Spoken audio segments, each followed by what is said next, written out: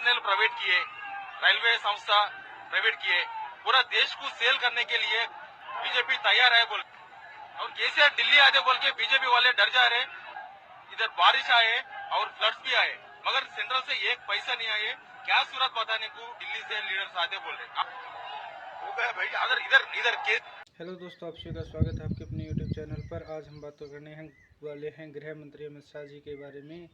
जब एक रैली के दौरान एक रिपोर्टर ने अमित शाह साहब से कुछ क्वेश्चन पूछ लिए जो कि अनकंफर्टेबल थे उनके लिए, कि जिस प्रकार से भारत में लगभग चीज़ें वो प्राइवेटाइजेशन हो रहा है उसके बारे में आपका क्या कहना है, भ्रष्टाचार के बारे में आपका क्या कहना है, और बाढ़ आती है उसके लिए आपको क्या कहना है। तो ये गृह मंत्री से ही पूछा जा सकता है और किससे पूछा जाए, लेकिन गृह मंत्री साहब ने इसके ऊपर कोई जवाब न देते हुए बात को टाल दिया।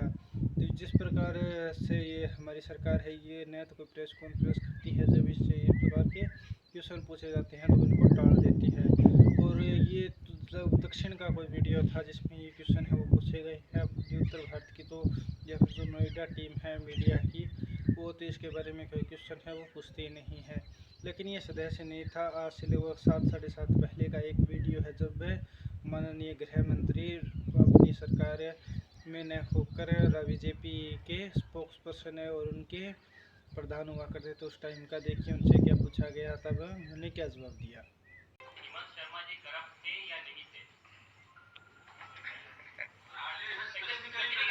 चलो भैया,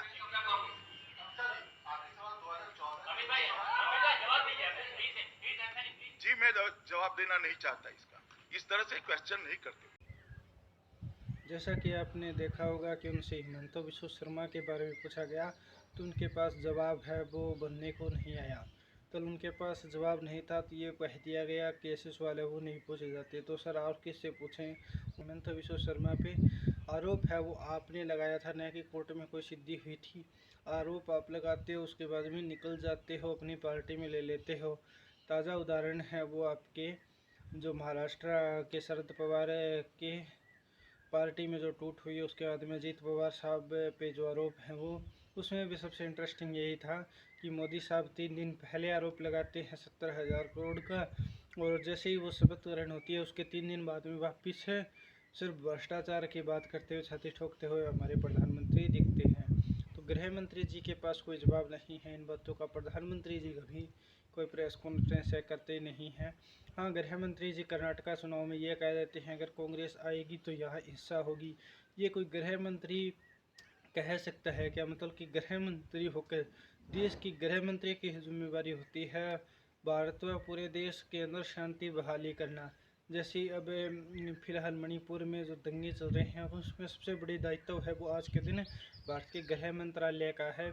वहाँ की सरकार को हटाया जाए और उसके अंदर गृह मंत्री है वही अपने अंडर सब कुछ लेगा। राष्ट्रपति शासन भी उसमें इंक्लूड हो सकता है एक तरीके से, और वहाँ की हिंसा को सुधारा जा सकता है। लेकिन उस पर भी हमारे गृह मंत्री साहब है वो 3 दिन या 4 दिन के दौरे पर थे वहाँ पे, उसके बाद में उनका कोई बयान है वो देखने को नहीं मिला, और दूसरी और हिस्सा है वो ज़बरदस्त तरीके से चल रही है।